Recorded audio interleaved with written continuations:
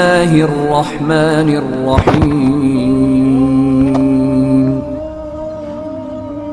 انسان کی زندگی اس دنیا میں ایک امتحان سے گزرنے کے لیے بنائی گئی تھی،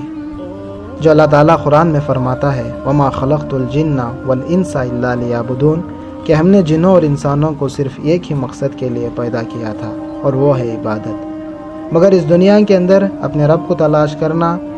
اور اس کے پیغام کو تلاش کرنا اور پھر اس کے احکام کے آگے سر تقسیم ہم کر دینا، یہ کام انسان کے لیے اچھا بھی تھا، آسان بھی تھا، اور یہی مقصود اور مطلوب ہے۔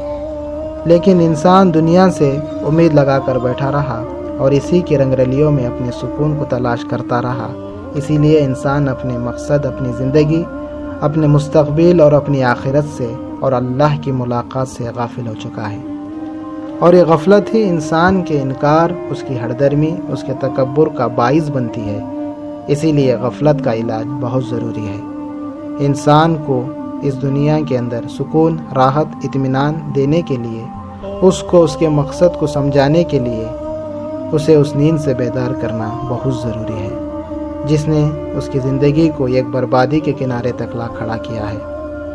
اسی غفلت کی وجہ سے انسان لوگوں سے امید رکھتا ہے، ان کی تعریفات، ان کی ترجیحات، ان کے پیار کو، ان کے سجدوں کی امید رکھتا ہے،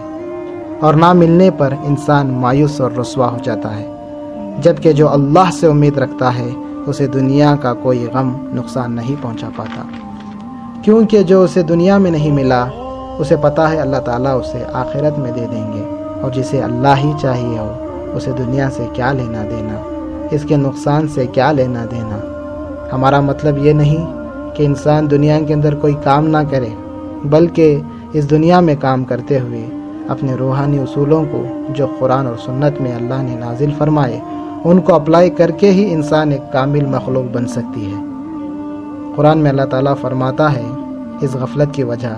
اس دنیا کی چھوٹی ذلیل اور حقیر اشیاء کے اوپر مطمئن ہو جانا ہے،